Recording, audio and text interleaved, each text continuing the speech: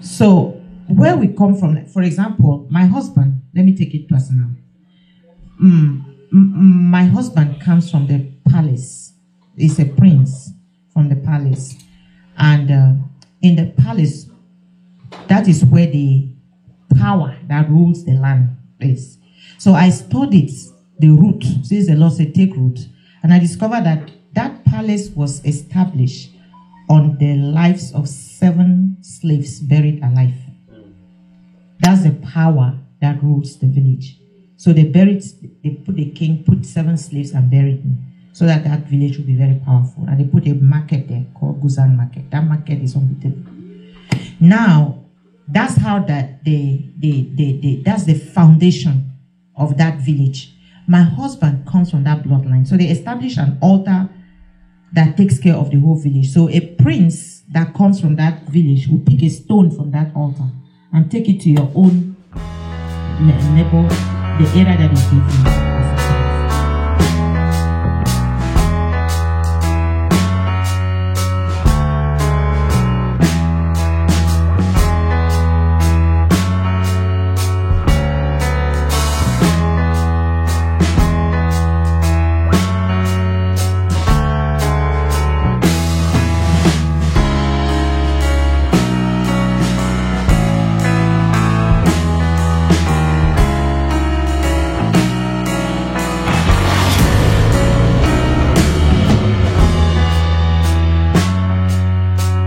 So when you come to Christ, you are wrapped up with grave clothes. Jesus told the disciples, loosen him and let him go. We most often, we don't loosen the people. And so you are born again, you still have your grave clothes, and you're jumping in the church, but in the spirit, you are all tight and you are bumping on each other. What are grave clothes? They are the sins of our fathers, mothers, 3rd and 4th generational sins that are on us. When you give birth to a child, you discover that the child looks like you and your husband. You can see your husband in the child, you can see you in the same thing with the character and so. So whatever covenants your ancestors had, it follows you through. What your community had, it follows you through. What your nation is standing on, it follows you, depending on the scope of your assignment. And many people just take off from salvation as they got born again, and the zeal of the Lord just carries them and they are going. But they say radical separation from the termination with this, how you are going. You don't even know where you are coming from and what is pursuing you. So you do not deal with your foundation very effectively. That is one of the main problems that we have. But the Lord expects us. That's why I say read the Bible diligently. I suffered from all these things because I've believed for over 20-something years. So I am teaching you what I went through. And I got to a point I'm stuck. What? And the Lord gave me that word. I said, how? And he sent me to Matthew chapter 1. Matthew chapter 1 is one book that I don't even read in the Bible. This begat that. Who is begatting what? So I'll ever do high jump over that and just go away. But the Holy Spirit told me, go and study Matthew chapter 1. That's how you take root. So I sat there and I meditated and I was like, okay, God, let the Holy Spirit teach me. And the Lord started showing me. He said, pay attention to the women in that Matthew chapter 1. The first woman I saw there was Tamar. And Tamar was incestuous. You understand? She slept with her father-in-law and gave birth to twins. And Jesus came from that bloodline. The next one was Rahab. Rahab was a prostitute. But Jesus came from that bloodline. The next one was Bathsheba, or Ruth. Ruth was a Moabite, the descendant of Lot. Lot, whose children raped him and had children by their father. That's where Jesus came from. Then we saw Bathsheba, who was the wife of Uriah. So the guy was even a murderer, and so on. All this craziness in Jesus' bloodline exposed, confessed. The Lord told me those are grave clothes, because diligence in understanding the condition of your flock, knowing where he's coming from, is knowing the root. What are the things that are holding him? You are coming from a family where your grandfather was a witch doctor, your grandmother was, I don't know, a marine priest. This other one is coming from a family where the father was a pastor and the other one was a preacher somewhere, evangelist. Two of you go to school, you even do better than them in everything. But in real life, you are begging, you are serving that one. And you are speaking in tongues more than everybody. Yes. Because what? Those covenants in your foundation, those altars that were raised by your marine priest grandmother and your grandfather who is pouring libation and calling your name. They are covenants that are established on the earth, and they are speaking against you. So wherever you are, it connects. It will pull you there. I will give you an example from the Bible. When Abraham raised the altar unto God, the God of heaven, 400 years down the road, his grandson, Jacob, was passing by that street. The angels that he invoked there, they were still there. The Bible says they were moving from earth to heaven. They were not coming down that day. So when you establish an altar, a covenant is established, and the spirits that you have invoked to take care of that altar stands until another covenant is established that is higher and greater, and it decodes that one. And then another spirit, because let me tell you, angels are ministering spirits. And they have been assigned to those who will inherit salvation. And 2/3 of the angels are waiting for us. 1/3 of the angels fell down. Those are demons. The people, Lucifer's disciples, they are making good use of their own angels.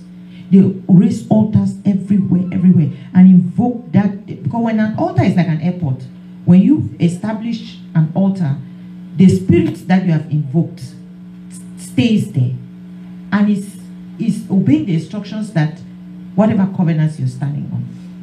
Now, we Christians, we don't even understand these mysteries. It's just a one-size-fits-all.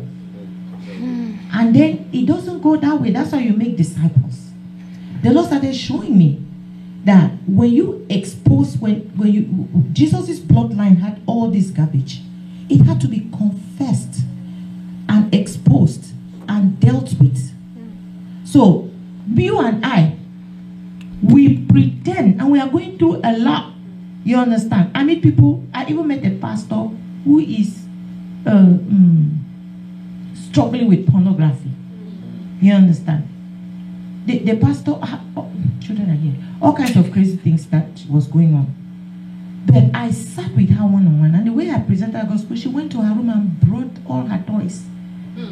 I was seeing her for the first time. I didn't even know what they were. I was like, she was starting teaching me. I was like, really? That's what she's going through. But nobody understood what she's going through, but she's preaching.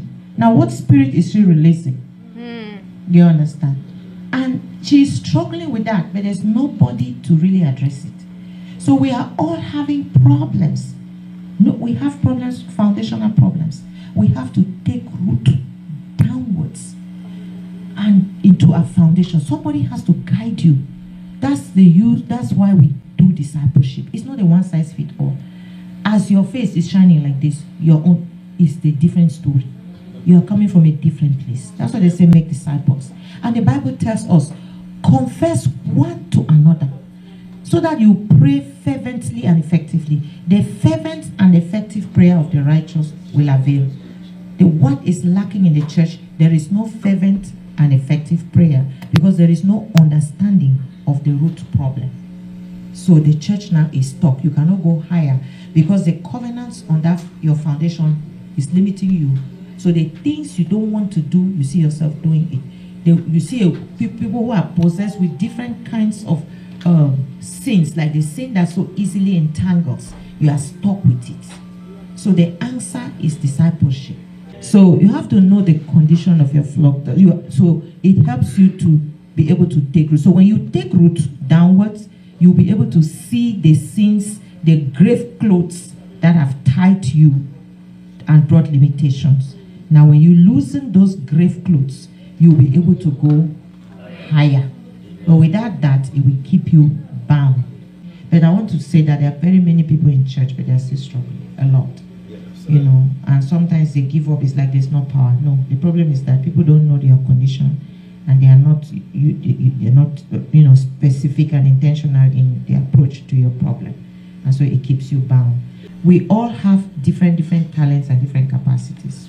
But now, if you don't know who you are or the grace that you have and your assignment, your purpose, you would think that success is to have that 10th story, whereas you have been capacitated for one.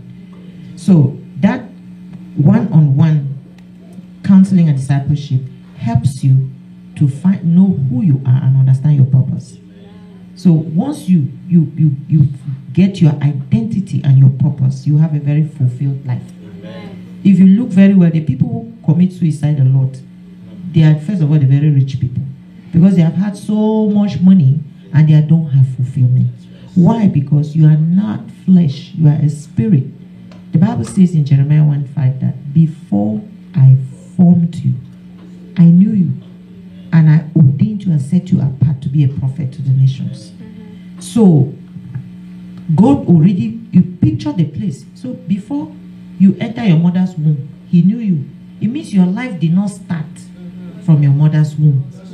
Your life began with him before.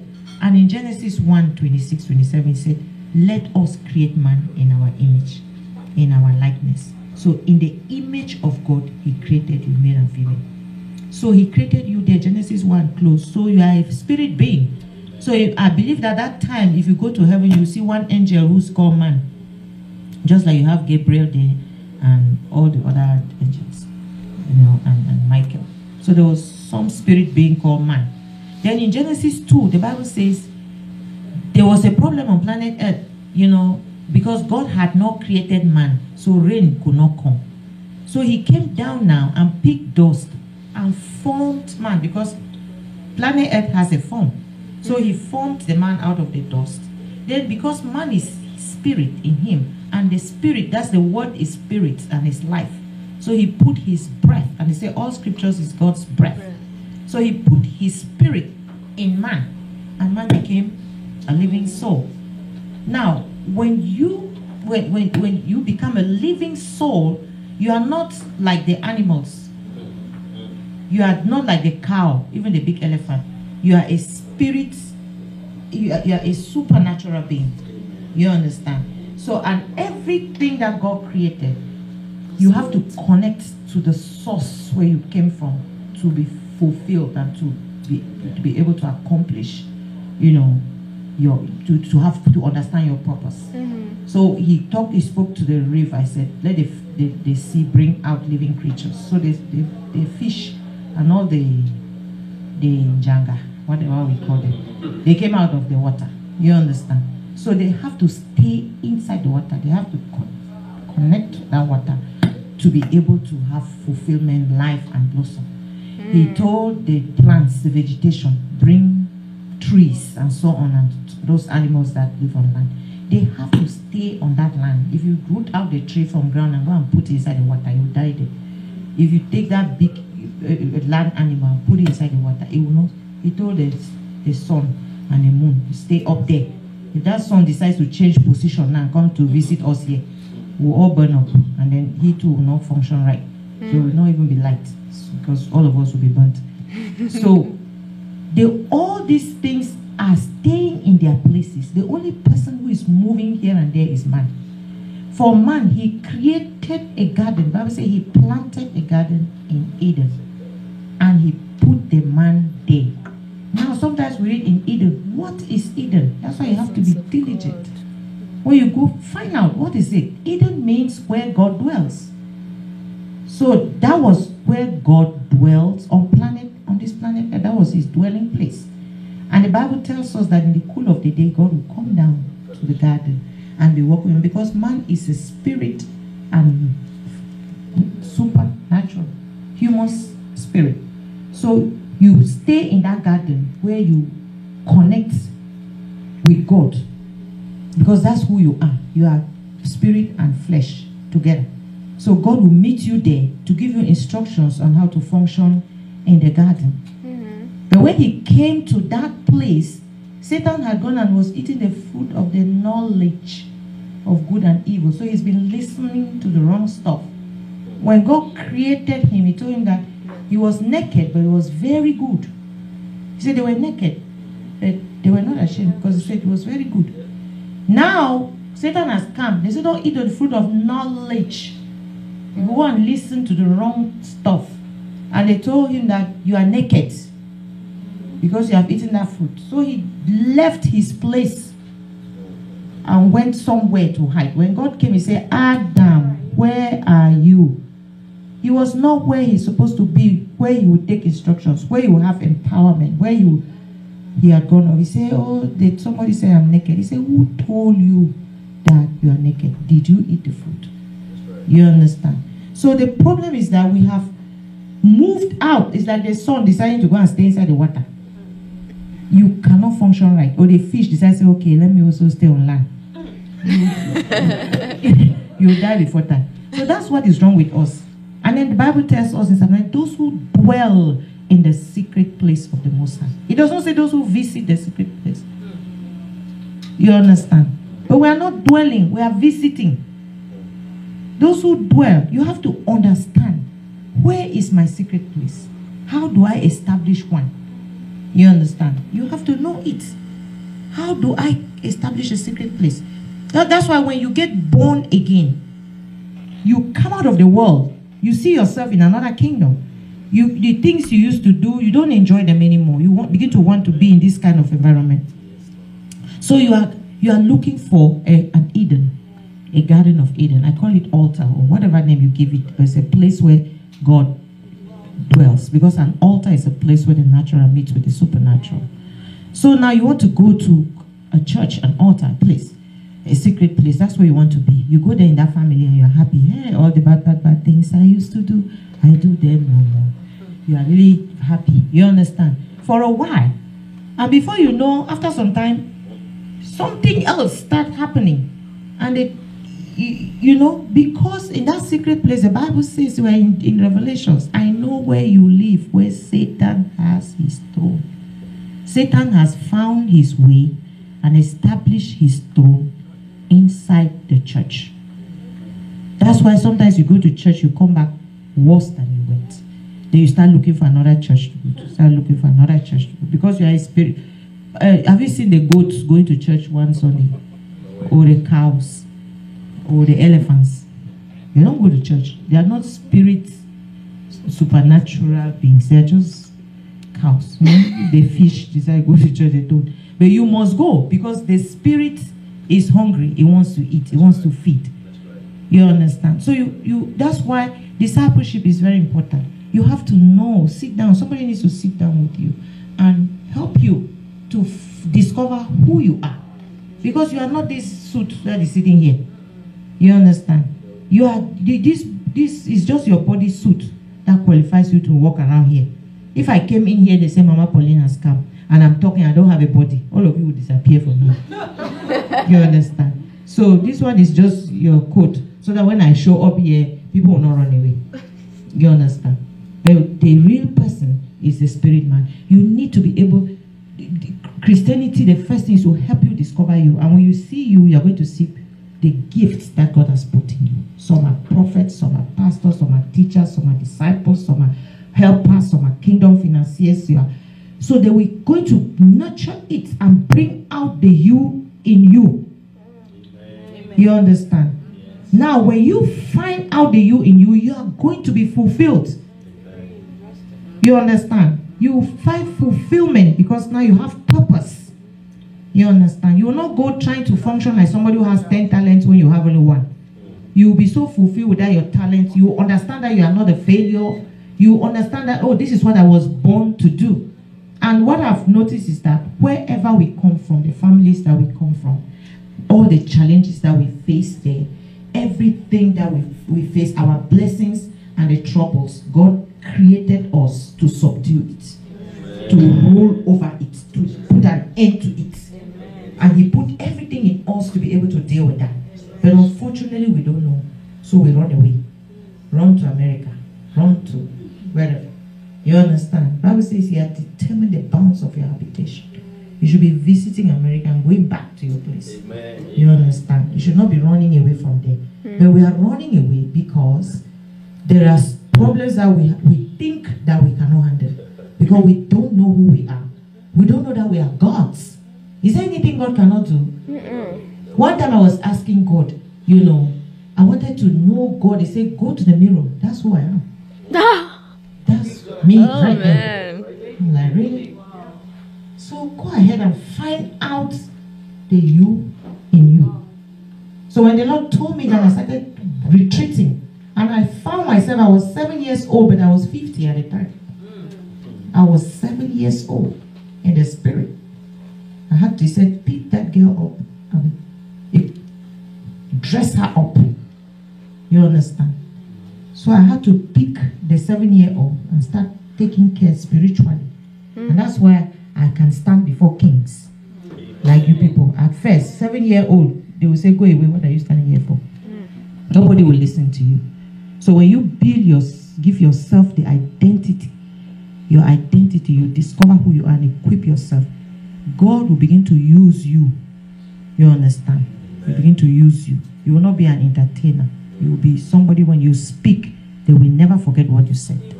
And somebody's life will be touched and transformed.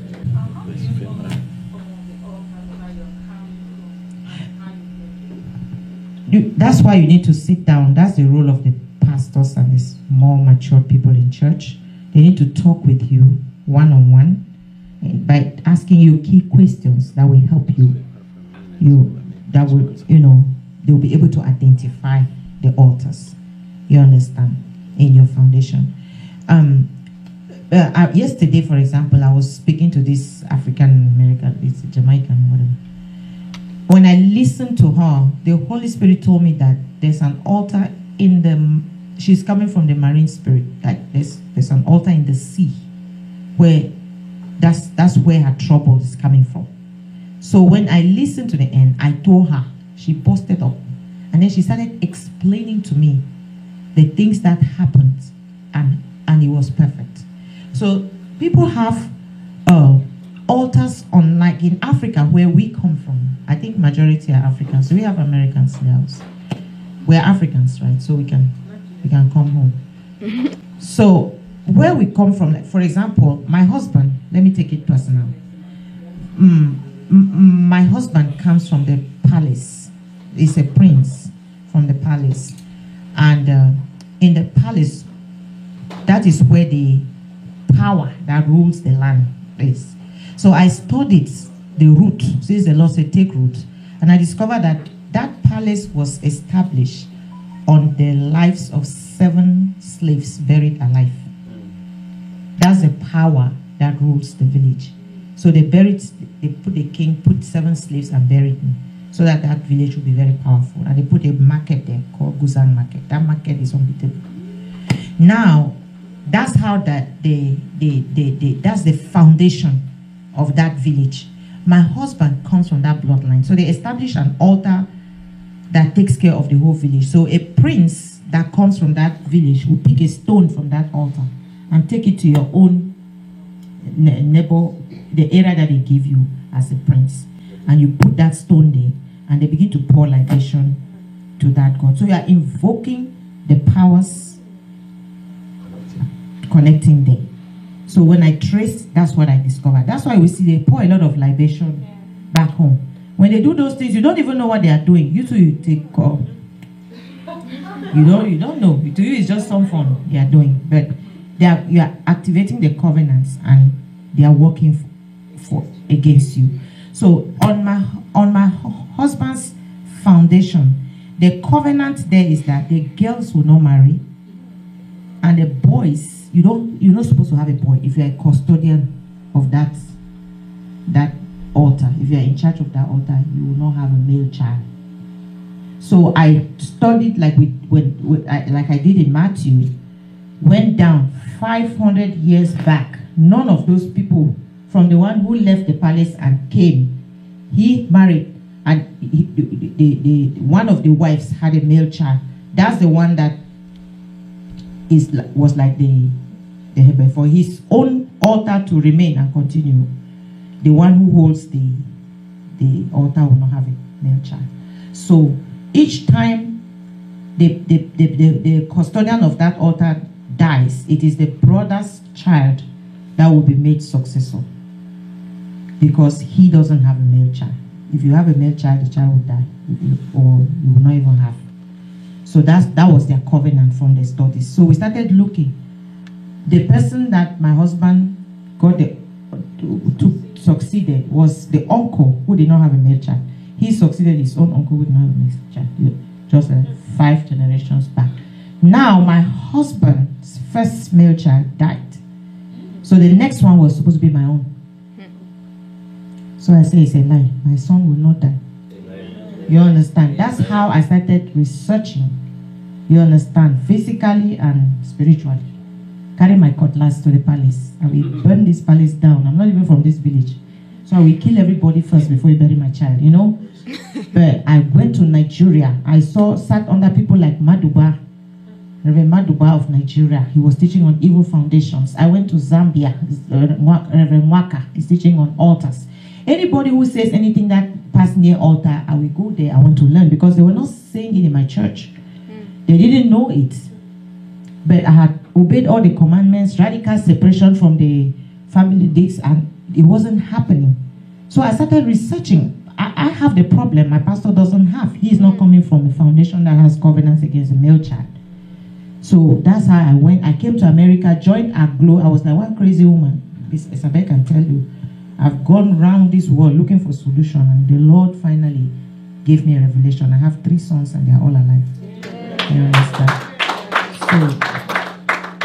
So we have to sit down. That's why I do a lot of one-on-ones with people.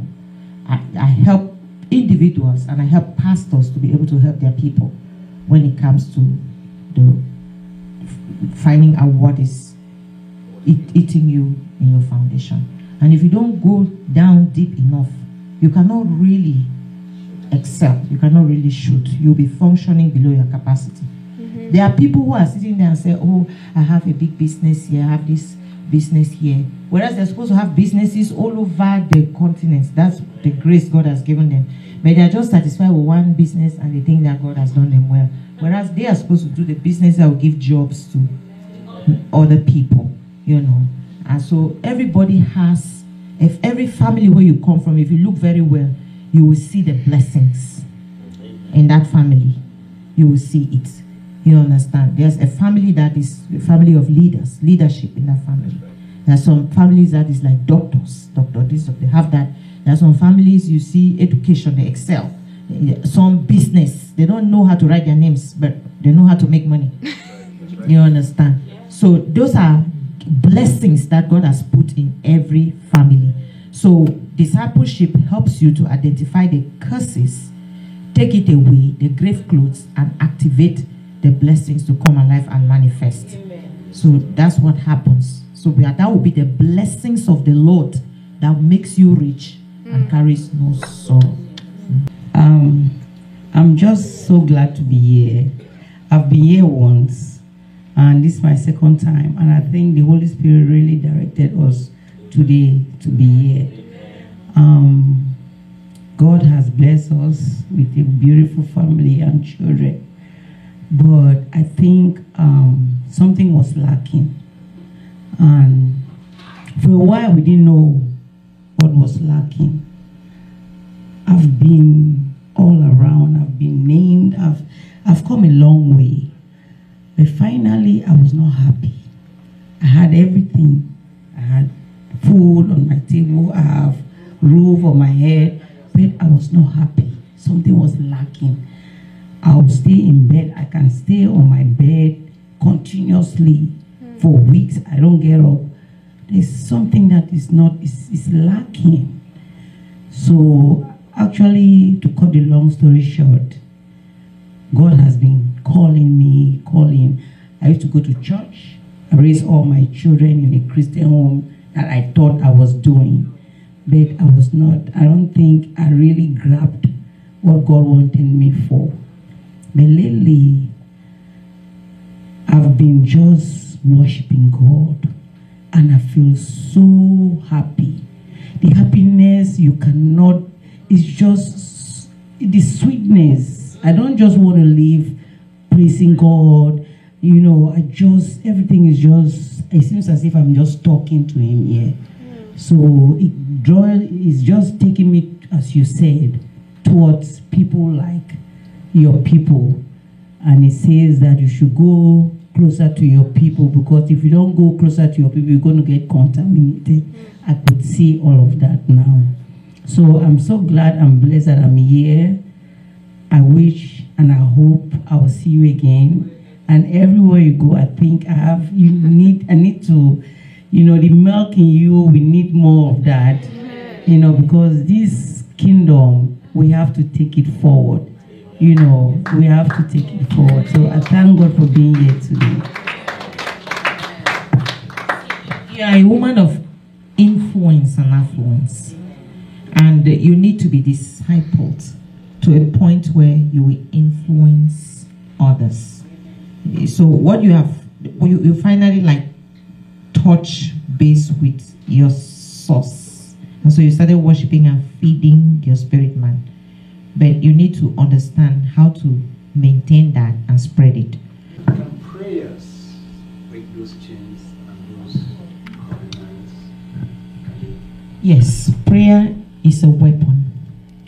And the Bible says the weapons of our warfare, they are not carnal, but they are mighty through God. So sometimes we don't know how to pray.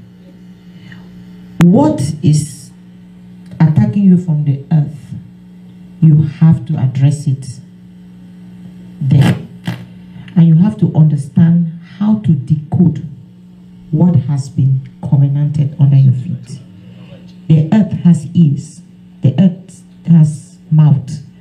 The earth understands. And there are covenants that have been written on the earth. And sometimes we are busy telling God, Father, this problem, the Lord is saying, decree. But you don't know it. You don't know how to break the covenants. But our forefathers, when they pour those libations, they are actually carrying out prophetic acts, which are in the Bible that we don't even have any clue how to deal with that. So there's prayer and there is prayer. Now, when your problem is coming from the marine spirit, when your root problem, for example, is from a marine spirit, you just come and say, oh, they are speaking to the earth. Your problem is not coming from there. You should be able to know where your source is. And you go there and address it there. And how to fight in the water is not the same how you fight on the land. Now, maybe your problem is coming from the second heavens. There's a second heaven where the forces of wickedness, the spiritual forces. Like Daniel's problem was coming from there. When the Lord answered, he sent an angel, but there was interception there. You understand? Another angel was dispatched. So you should be able to understand how to use the angels and the elements to fight your battle, depending on where you're coming from. So, but the problem with the church is that there are three levels of prayer. There's domestic prayers, which we all do. No, every child, give us this day our daily bread. That's domestic. There's administrative prayers, which, for example, Isabel can write prayer topics based on what I have said. I can write prayer topics and give it to us, and we pray administratively. But there's prophetic intercession, that you have to be able to go into the presence of God and understand your problem and go down and deal with it. So those are the kind of prayers that work. It comes with revelation and understanding at the personal level. You understand? There was Gideon. Gideon was like us. The Amalekites had kind of invaded everything in the book of Judges chapter 6 and 7. And He was running away, running to America to hide, whether you can survive, run to wherever we're running from. You understand? Because the problem there was too much. He couldn't handle it. And then the angel showed up and said, mighty man of valor. Gideon said, hey, hold on. Mighty man of which valor? You see what is happening in Cameroon? They're killing everybody. You come and say, mighty in valor. He said, go in the strength that you have and deliver the people. Gideon said, are you serious? Do I have strength? So he stayed there one-on-one with fleece, asking Gideon, until when he understood that he was an angel of the Lord. So there was this place, the natural mixed with the supernatural. So I'm raising an altar right here. Amen. So he raised an altar there in the mountain and maintained that thing. And so when the angels see an altar, they come down and stay. So you have to understand the mystery of the altar, where you say, we sing, I am standing on holy ground, and I know that there are angels all around. We enjoy the melody, but do you really know that they are angels? You don't know. They are foundational angels. They are angels that they are in charge of the land. They are angels in charge of the sea. They are angels in charge of the air. You should study your Bible in order to understand what to use, when, and how. So Gideon established that altar there. And the Bible says immediately that altar was raised, God started speaking to him directly. Because when you establish an altar, the heavens are open. Amen. And he did not take instructions again from the prophet or the angel. He heard God directly. And the Lord said, go to your father's altar. Pull it down. This one that is standing here, this tree that is there, this, tear it down. Take this particular lamb, offer a sacrifice there. You understand? So it was specific. Because where Gideon is coming from is not where I'm coming from. My name is not Gideon. Is your name Gideon? No. So you need to create your own space. Because you are a spirit that lives in a body and you are connected to God. So when you understand that mystery and create your space, you will have revelations. I'm telling you, it has never failed on anybody. And so when you have the revelations, then you have understanding of what is actually. The Bible says we will dream dreams and see visions. So the Lord will begin to show you clearly. Sometimes we see a lot of stuff in our dreams and we think, oh, I just had a dream. No. God is speaking, but you're not paying attention enough because you don't even know. So now, you will start understanding where you're coming from. Then you go and deal with that problem. When you deal with that situation, you will see. Nobody will tell you go and pray. Nobody will tell you fast. Nobody will tell you. You'll be looking and you'll be excited. You see the results. Nobody will tell you go to church. You understand? Because you are a spirit being. That's why they say the remnants that will come out of Mount Zion will again take root downwards. Then be able to bear fruits upwards. Just to add to the question that you asked, there are some times when we should pray about a situation, we want to bring it down. And it's, if you're African like I am, most of the times, when there is a situation that we consider adverse, we call fire on it. Now, but there are times when you should not be praying for fire. There are times when you should be bringing the situation before the courtroom of the Most High God, because this is a situation for judgment, and that judgment should come from God. It's not a situation where you have to pray it through. So it's just what I wanted to add. This marine spirit that I know this marine spirit is troubling me because I've been dreaming, I've been seeing a lot of things in water, I've been seeing water in the spirit and a lot of things. I've seen vision, like this transverse vision that the thing will just be there and it comes fast. So the Lord has been talking to me a lot. Physical dream that I see. So there's a way, if your problem is coming from the water, you address it differently. You are not. It's just like you see marine soldiers. We have soldiers who are Air Force, land, and water. All those things that they do is like Brother said. It applies. You have to know where the problem is coming, how to fight it. The Bible tells us that the Lord said, woe to the earth and to the sea, because to the inhabitants of the earth and the inhabitants of the sea, because the devil has come down to you. Satan does not have bodies. Satan and his agents, they don't have physical bodies. So they use humans and animals. That's how they come into those animals.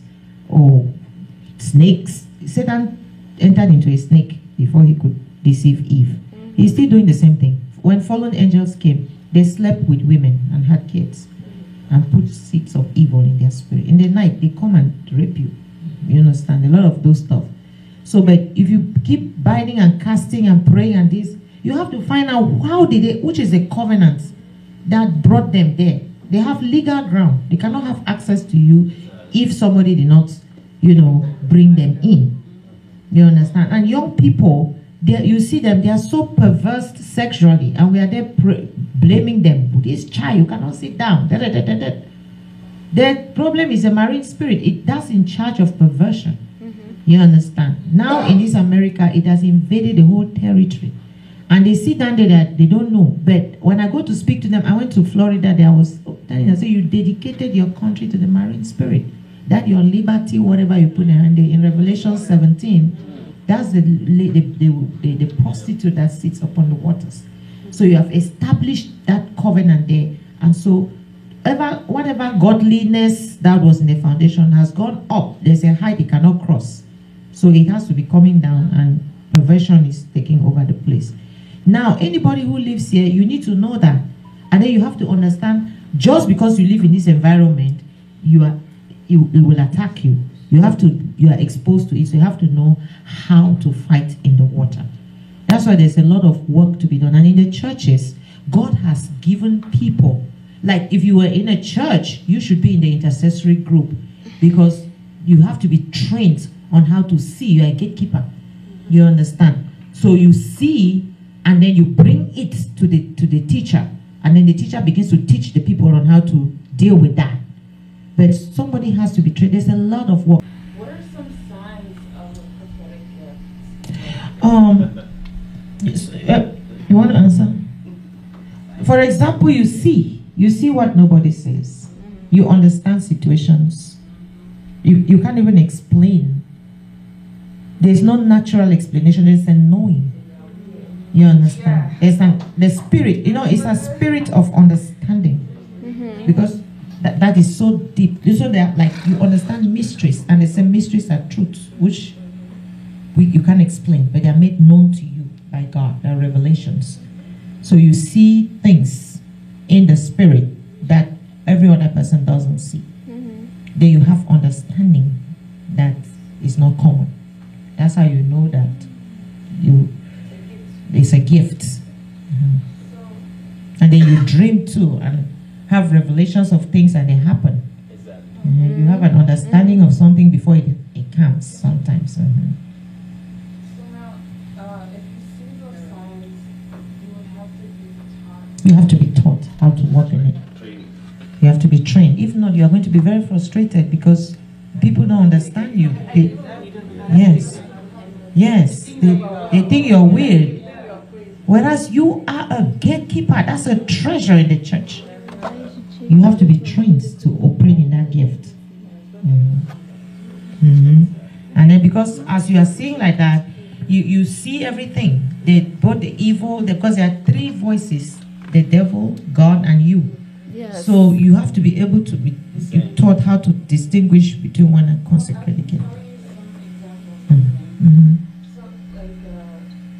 if I say something, It comes. it happens. It happens. Yes. So you're a prophetess. And then I dream, and it happens. Good. So I get benefit, but Good. So put your name on that list and come. Maybe let's talk. Seriously, I think that this section is not just natural. It's not just something that's happening. yeah. Everybody hearing what we are all discussing now should know that you have an assignment.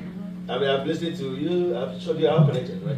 Yeah, I'm not to scare anybody. I'm not to scare anybody here, but look, everybody has some mandate here, and let me put it this way: we are either underutilizing it or we are not doing anything about it. And it's time. It's time. We all move. Yes. It's Seriously, because look. Instead of migrating. Yep. I mean, just take for example the dreams that you are having. These are not normal dreams. Yes.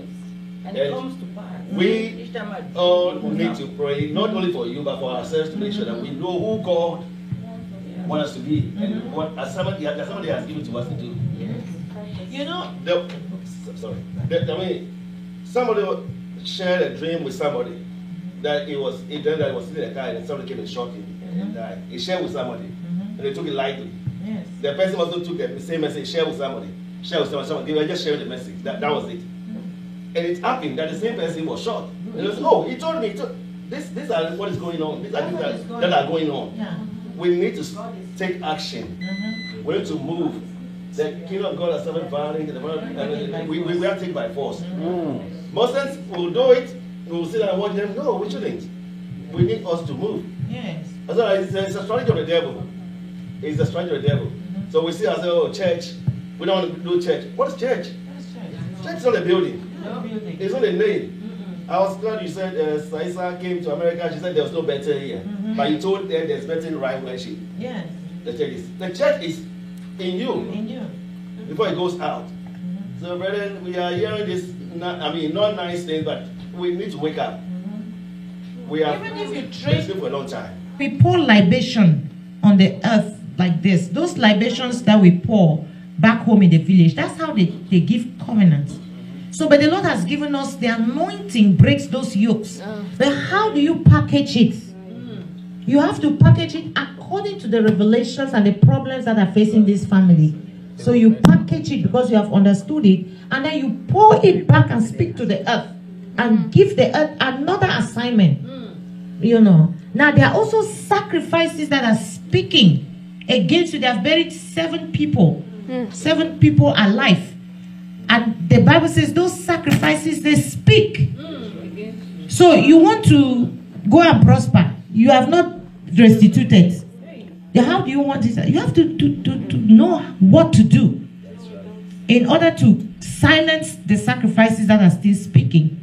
You go to Hebrews 11 verse 4. It tells you that even though Abel has died since 19 Abraham, his sacrifice, his blood is still speaking. The sacrifice that he made is still talking.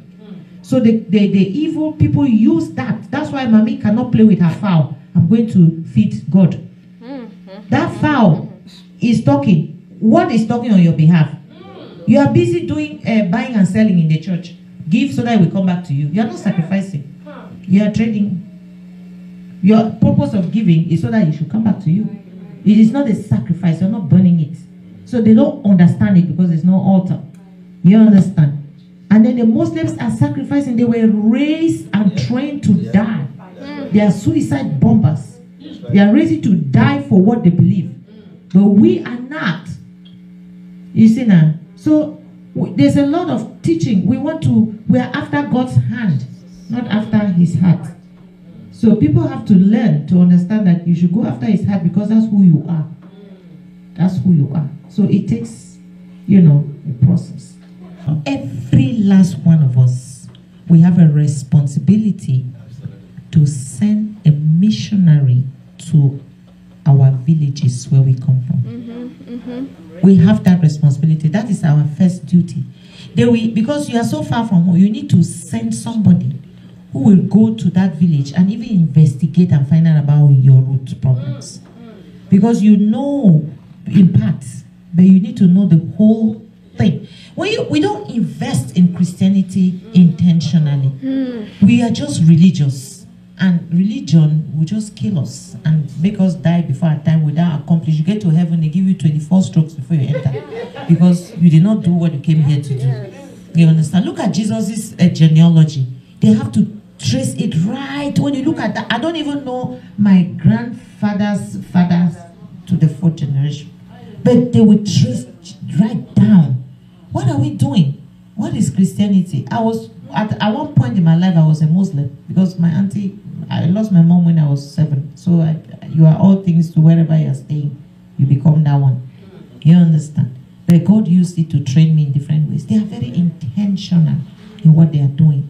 We started learning how to read the Quran as a child, and it's every day.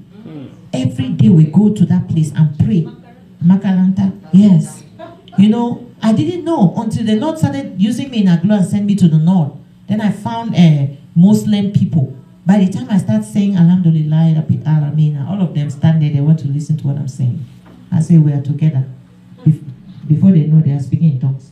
Because I understood why I had to pass through the Muslim to get here. Because all things is working for your good. You know, so each one of us, the shortcut to success, which I've realized is send a missionary to your village. And if you want to know how to do that, can help you get that done. So that you will trace. I went to Atlanta and I told a pastor, he has been here for 20, I don't know how many, 20 years, something like that, church. But the church is just one little church like this. All the demons in his village, they are all holding him bound, he cannot excel. So I told him, I said, Ade, you are sending missionaries to Asia, sending missionaries to India, sending missionaries to... How many missionaries have you sent to Manfe, where you come from? Now they are destroying the whole land. Because why? It is those ancestral altars that are confronting occultic altars. So when two powers meet, one will bow. So the answer is to send a missionary who understands the mystery of the altar, because he who owns the altar owns the land. And when they see power, they move. Yes. You understand? They move with power. I can tell you testimonies upon testimonies of people of power who come to see me in the secret. There's a man whose other wife is a snake. And he's there. There are people who eat poop every Friday. Yes.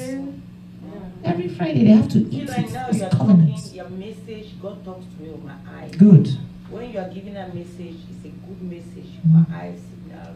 Good. Yeah. Yeah. My eyes talk to me. That's it. So I can know if something is Full or not. Yes. Because you are not a play woman that be sitting and listen to nonsense. You would have walked out of this place or slapped somebody. You know, those are the frontliners who are not bold. They are breakers. Those are the people that God is looking for. You understand? So that's why people go to native doctors. That's why people go to look for fetish power. And you start saying that man is... Because he doesn't understand. So he needs to go somewhere where something is happening. He comes to the church, nothing is happening there. You understand? You just look at these people as if they are not serious. But if he sees another power that is greater, he will throw that his own and take that one. That's right. And the Bible says the kingdom of God is a demonstration of power. Yes. You are a spirit, soul, and body. Now we feed the body very well. So when we feed the body very well, it's very active. We feed the soul very well with knowledge. We go to school, we learn something with that, so we feed it. But the spirit is not fed. So the spirit it's not fed. So it is limited. It's limited. Because and just that spirit, just like your body, like you have 3 main parts. Like you see the blood, the bones, and the marrow. The bones, the blood, and the flesh. That's your body. You package it well, it comes beautiful, you are standing. Then the brain, the soul too has the mind, the will, and the emotions. And then the mouth of the body is what you eat here. But the mouth of the soul is the brain. Now, but the mouth of the spirit is the heart. So we don't know how to feed the spirit because we don't know how to get the food through the mouth, which is the heart.